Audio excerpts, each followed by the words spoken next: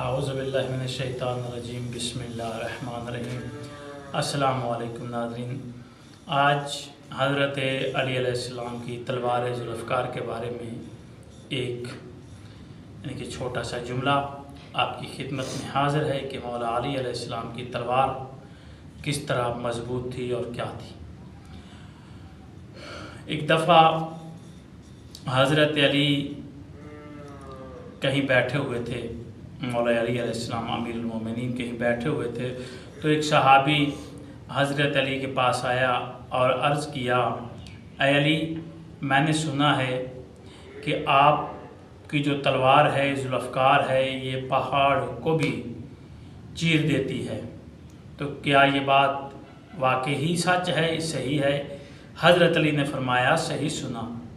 اس نے کہا، مولا آپ اپنی تلوار مجھے دیں گے، میں آزما کر دیکھنا چاہتا ہوں۔ مولا امیر المومنین مسکرائے اور حضرت امیر المومنین نے اپنی تلوار اسے دے دی۔ اس شخص نے زور سے دیوار پہ تلوار ماری کہ یقین نہیں تھا اسے مولا علی علیہ السلام کی تلوار پر۔ جب اس نے دیوار پر تلوار ماری لیکن اسے کچھ نہیں ملا، تلوار نے اس کو نہیں چیرا، تو مولا علی علیہ السلام مسکرائے تو اس نے حضرت علی سے کہا کہ آپ تو کہہ رہے تھے کہ یہ پہاڑ کو بھی دو حصوں میں تقسیم کر دیتی ہے، چیر دیتی ہے، لیکن یہ تو دیوار ہی نہیں ٹوٹی۔ تو مولا علی علیہ السلام مسکراتے ہوئے فرمایا، تمہیں اپنی تلوار دی ہے، میں نے اپنی تلوار دی ہے، میں نے اپنے تجھے ہاتھ نہیں دیے، میں نے ید اللہ کے ہاتھ نہیں دیے۔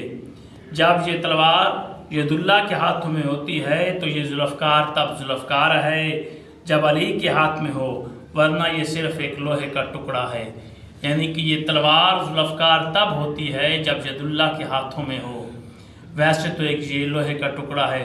تو مولا علی علیہ السلام کے ہاتھوں میں یہ طاقت تھی کہ وہ دیوار کو، پہاڑوں کو اس تلوار سے چیر سکتے تھے، لیکن ویسے تو ایک لوہے کا ٹکڑا تھا۔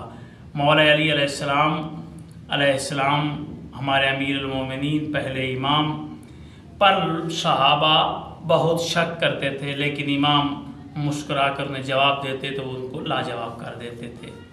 اللہ حافظ۔